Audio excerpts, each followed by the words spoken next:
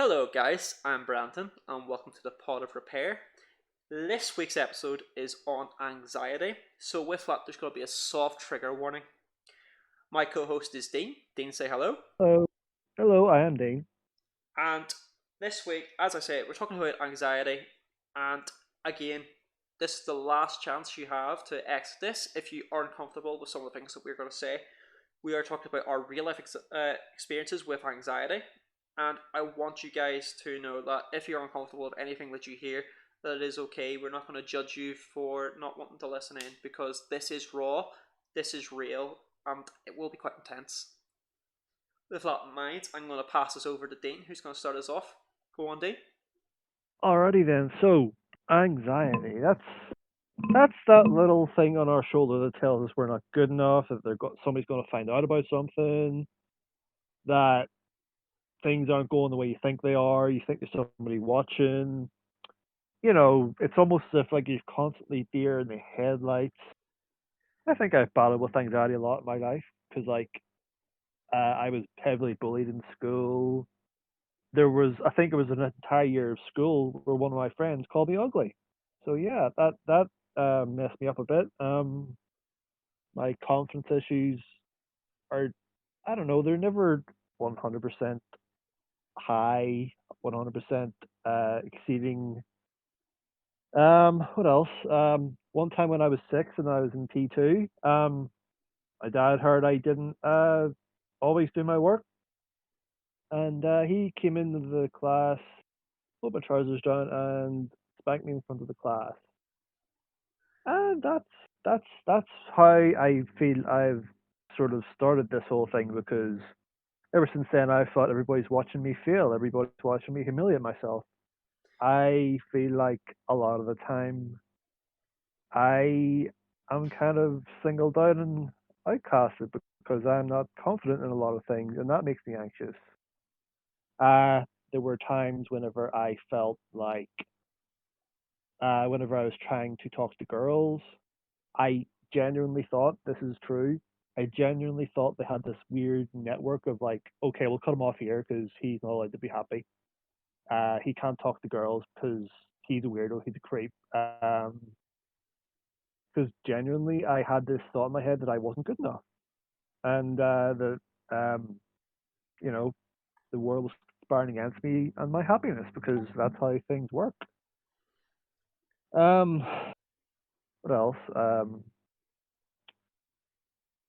Like I feel like mental health's been a thing for my family since my dad had post traumatic stress before he passed when he came out of the army. He had post traumatic stress, and uh, that was tough as well. More recently, after he's passed, mom has developed mental health problems of her own, which are kind of worse because I'm not left out of it because sometimes I'm blamed on sending people in to mess with her at night and or talking about her or uh, selling her out or Yeah, it it's tough. very hard because I'm not going to break down everything you've said because this is very personal and I'll obviously be going through a bunch of my own things as well. But obviously, I think a big thing about anxiety that you've touched upon as well is that it is like the little green man on your shoulders telling you you're not good enough, you can't do this. It's the antithesis of what I was saying about confidence last week, in that you are trying your best on occasion and you're like, why would I do this? I'm just gonna fail. Why would I do this? I can't do this, and it is that little voice in your head that's telling you stop. I often joke that dealing with both anxiety and depression at the same time is like playing life on hard mode. Yeah, And going into that, go into a lot more detail next week when we're talking about depression. But in terms of anxiety, there's a lot there that I'm digesting myself, and I'm very proud of everything I've just said there. I'm very proud of you. You're an incredible person, and it's really shit that people go through things like this. And the nicest yeah, people often have the darkest secrets about themselves because the nicest people know how it feels How like on bad it gets. occasion to be in the dark, to be surrounded by darkness, and Yeah, they themselves are the only bit of light that they have in the dark, and they love spreading that light with everyone else, and I just find it so beautiful. You, it's very like the Robin Williams thing, yeah, if you noticed. Robin Williams, he suffered very badly from depression and eventually killed himself. For anyone who isn't in the know, but Robin Williams is one of the funniest like actors slash comedians that ever lived, and that's personal opinion of mine, of course. But he was incredible. Yeah, Um, touching about something there, which I find quite interesting because there is a bit of a link, is you touched upon obviously your dad's mental health.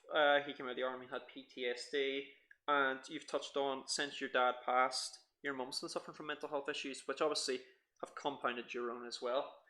I find yeah, that to be very interesting because a lot of people who I know who claim that they suffer from anxiety would be able to report similar issues where one or both of their parents suffered from some form of mental health disease, and it's kind of not spread. Spread sounds a bit too sinister, but because of that, it's affected the child. It's affected whatever relation they are because it's hard. I think dealing with parents who have mental health problems because, as you said, there's times where you with your mum. I know a lot about the stuff that goes on with your mum, where you get blamed for things that physically aren't your fault. You know, yeah. and it's very hard in that sense where you're not going to be able to fix that, and that's hard as well, knowing that you're powerless in situations like that. Yeah, it makes the "I'm not good enough" feeling even worse. Yeah, I've had ma- I've had breakdowns just from that, the overthought of that. I know. I've been with you for some of those breakdowns, and it's You very, very, have, very hard. It's very unfair. You don't deserve it. And I've said, for anyone who is missed, we have before we started this podcast, we had one podcast up on this, but me and Dean have actually recorded a few podcasts that me as perfectionist didn't enjoy. I didn't upload them because that is my mental health affecting me. That's my anxiety. But me and Dean have been doing this where we've been recording things and we've been bouncing ideas off each other now for. We discussed this podcast I think like about a eight. year and a half. Yeah, we talked about doing a podcast when we worked together, and then we kind of squashed that. And then it was about April of last year that we were like, okay, let's actually do this. Let's try and sort out when we're going to start doing this, and we'll record it. I'll edit it, and that will be fine. I think our first recording was August of last year. Um, So we have, we have been talking for years now, and we've always wanted to kind of do this sort of thing. And I I do cybersecurity. I'm involved a lot in like privacy of the individual and of the corporation. I'm quite obsessed with it, to be honest with you all. Um, that's a completely different podcast topic though, and yeah, the reason why I'm doing this isn't because I think that me doing a podcast is going to change everyone's life, but I'm doing this because Dean's my friend, and this is something that Dean wants to do, and this allows Dean to get to better his life. He has stuff that allows him to really grow as a person and to grow to higher heights. He deserves everything that he wants in life, and I'm going to help him get there because he is my friend. Dean's been um, through some shit. I'm not gonna lie, and I'm not going into bring that up because it's hard. We've touched on Dean's lost his dad. Dean's mum has mental health problems. Dean himself has mental health problems. But they're hard things to deal with, and the unfortunate thing is this month is Feel Good February, which is what we have dubbed our set of podcasts for this month. But a lot of this is quite hard for both of us to talk about because it's very personal to us, and we are going to talk about how we deal with this. Now, I think a few of the things in terms of how I would say my anxiety kind of developed would be similar to Dean. I was bullied relentlessly in primary school. I mean, I had friends in primary school, but I was bullied, and it was hard at times because there was people who I was friendly with who would have laughed when I was getting bullied, but then have also been friends with me behind the scenes as well. I was bullied when I started secondary school. In fact, I would say I was bullied in secondary school until I got my big growth spurt, and then suddenly I'm tall, I'm not as skinny, and people are thinking twice about challenging the person that's taller than them now. And I think that's a you know it's hard in some sense to say, oh yeah, I didn't deserve it, because I'm sure I was an easy target. I was small, I was skinny, and I had occasional weird outbursts. So does everyone else. I would say my anxiety also came about, like I said, the confidence one. I have been rejected before. When I was younger, I was rejected quite a few times, and I think when I was younger, that affected me a lot more because at the time I was like, oh yeah, like there's nothing really wrong with me, and getting rejected a couple of times really did shake my confidence a bit, and it did worsen my anxiety because I'm going, okay, well, I've been rejected. Like, how am I going to get over this? I don't think I can. And I had a previous relationship that wasn't the best.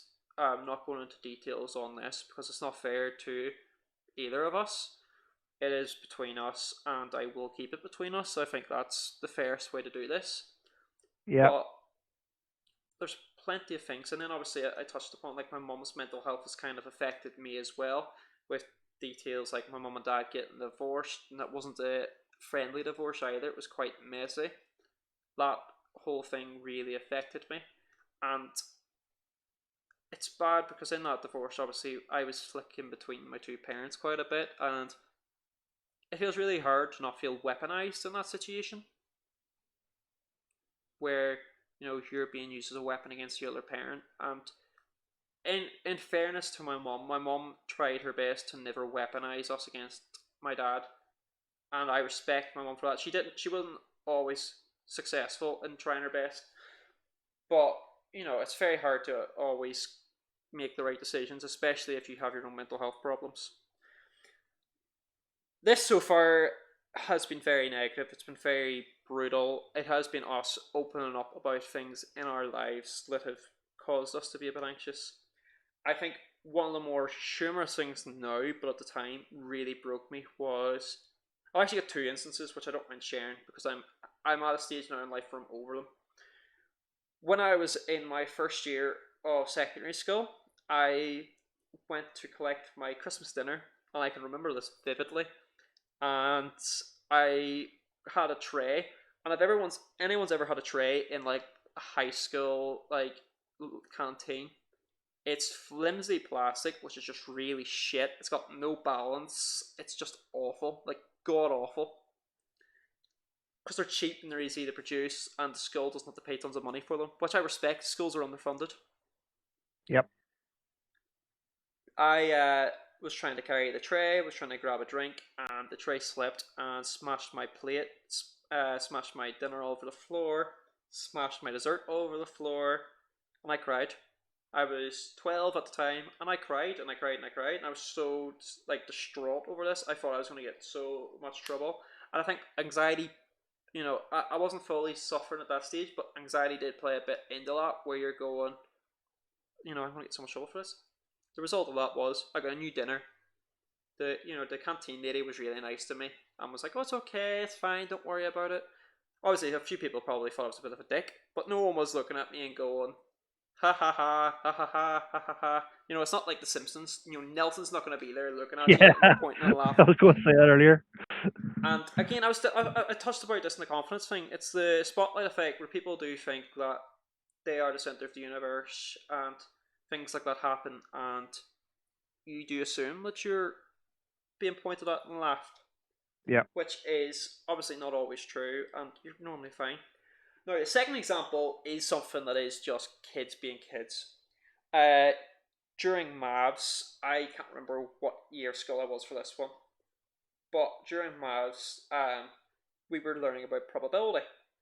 So there's an instance of probability known as, God, I've actually forgotten what the thing. I'm trying to think of the. Basically, it's, I can't think of the technical name for it. Oh, it's mutually exclusive events. It just came to me there as I was about to go on. Mutually exclusive events. So that is two things that can't happen at the exact same time.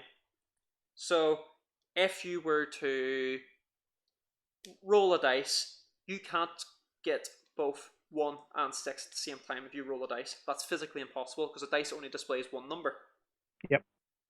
So we were learning about that there. We're also learning about mutually unexclusive events. So if you pull a card from a deck of cards and you say, and you're going, okay, this is going to be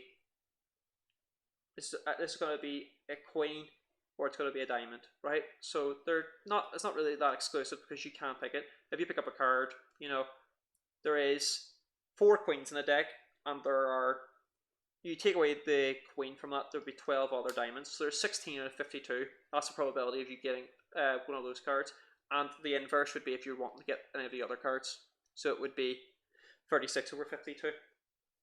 I clearly didn't understand the topic very well, and my thing of what a mutually exclusive event was the Queen of Diamonds.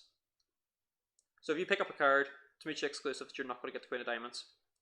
Obviously, you can get the Queen of Diamonds. I just didn't understand the topic very well. But because of that, I was ridiculed for years. Oh yeah, like any small mistake in school is oof. But that's kids being kids. That's not that's not a true representation of real life, and I think that is important that people understand that it is okay to occasionally make mistakes on things like that. Now, I've gotten over a lot of my issues from that period of my life. I still have days where my anxiety tells me, you can't do this, you can't upload this. As I've said, I suffer most when it comes to creative things. I am a perfectionist and I enjoy my things looking perfect. I like making sure that everything I do is perfect, which is very hard then whenever it isn't perfect, which is unfortunate, but it's very, very true. So, for example, the podcasts that we've done since the first podcast and the one starting in February, they are sitting in purgatory because I'm not happy with them. And if I'm not happy with them, that's my anxiety acting up where I'm not going to publish them. We did like what 2 or 3 before between now and the first one. Yeah, done 3 I think. So we enjoy doing them, but unfortunately, they're never going to see the light of day because I'm not happy with them, and it's one of those things where I've got to make my mind up on them. But at the same time, on a day to day, going from what I was saying last week about confidence, I'm not second guessing myself as much. There is days where I still have bad days, and trust me, when I have bad days, I have bad days. Everyone has their bad days, and you're entitled to them. Yep. But it's how you react to those bad days, which I think is really important when it comes to combating anxiety. And I think something that really helps with anxiety as well, which also helped, I was saying last week, for confidence, find your happy place. I know this is really cliche, but find something that you enjoy doing, that you're good at, and that you know you're good at. Everyone has something that they're good at. It could be, you could have played piano since the age of 5, and you've played it every day since then. You're currently in your 30s, and you've played piano every day since you're 5. You're good at piano. You've got the practice. You could be very good at first-person shooters. Play some Call of Duty. Get into that zone where you are happy with yourself. That helps a lot. Yeah. Or like I try to get my mum to bake because she's really good at baking, and that's her happy place. I always say, let's bake them cookies or brownies or whatever's in the house. Yeah, exactly. I quite enjoy cooking. I can switch off for cooking. I get into the zone and quite enjoy it. And also, something that really helps people with anxiety, and this is something that I can't stress enough because I genuinely do this and it works, is watch something that you've watched before or read something that you've read before, because if you know how it ends, you're less anxious about it because you're not going to watch it and go, oh my god, no, what's going to happen to him? Oh my god, no, what's going to happen to her? Find something that you enjoy watching and that you could re-watch comfortably and not go, oh, fuck me, I don't want to watch this again. So if you really enjoyed, if you really enjoyed watching Tiger King, rewatch Tiger King. You know what's going to happen. You can have enjoyment. If you really enjoyed watching The US Office, watch The Office again. If you really enjoyed watching Sherlock or watching Doctor Who, watch them again. Yeah. Obviously, if you want to grow as a person, you will eventually need to find new things. But when you're having a bad day, go back to something that you know and that you trust and something that comforts you, and watch that and just enjoy, because you're going. you're going to feel a lot better about it because you're comfortable. You're in a safe place mentally to let you're going to heal. But There's no also, surprises. you know, you aren't doing anything negative either. By doing nothing in that instance, you're protecting yourself from further harm down the line. Yep. On this episode, I won't lie to you, this has hurt a lot for me to kind of be so deep with it. I don't really like talking that much about myself, and I haven't talked about everything, and I think that's okay in this instance. And I'm really glad of how honest Totally okay. you were.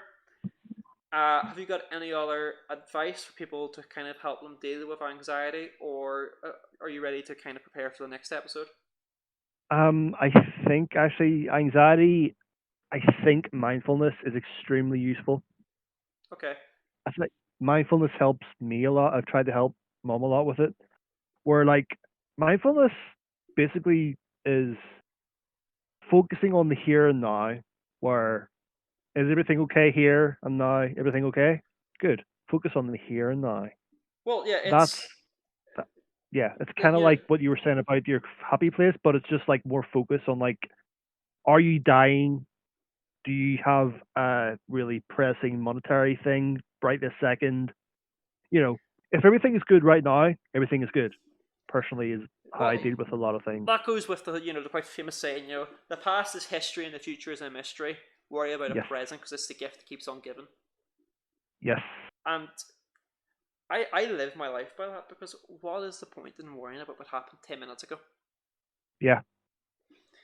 Or And like it's if you're waiting for any kind of result, just forget about it until I it comes up. I Because think what's I the think point? another thing which is quite now that there that's controversial in some regards. I'll come back to that in a second.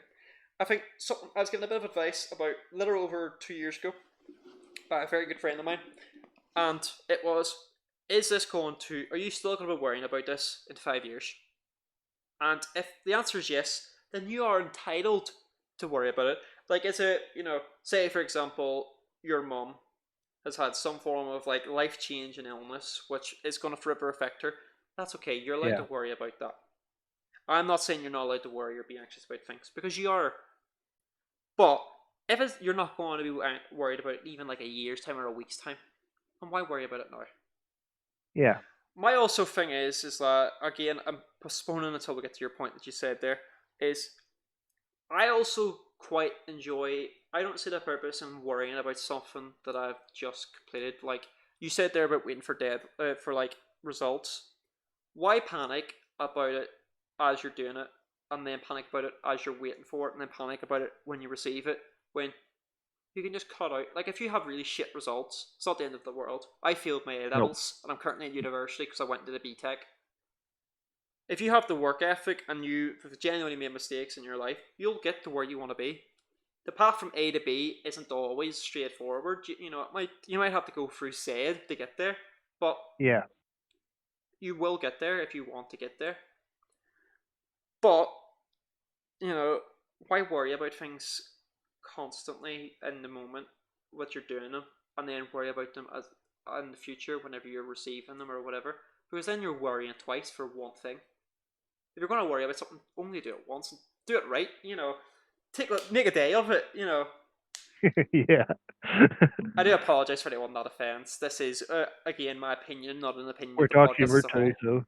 so Um, Going back to your thing about worrying about exam results and stuff like that. There, I think I do think, as I've said there, worry about them in the future. Don't worry about them while you're doing the exams. I think because I think everyone's gonna worry about exams of some result or results of something.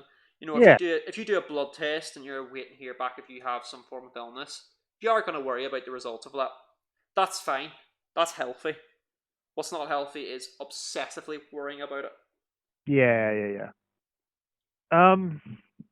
All I can say is like for the viewer or listener, whichever you want to say it, you're never alone. There is always somebody you can talk to about it. Like it's like Yeah, last time we said about confidence, your support group will be there for you. yeah, and that's a very. I actually didn't think about this because we have given trigger warning for this episode. I will include links in the description for this video for things like Samaritans and stuff like that. There for when you are having issues with things, there's people to talk to out there. You know, it's not just for depression or if you're feeling suicidal. If you need people to talk to, there's always support there. Be it if you're in school, there'll be support in school. If there's your university, there'll be support university. If you're in a workplace, there'll be support in a workplace. Because no one is out there hoping that you fail. Yeah.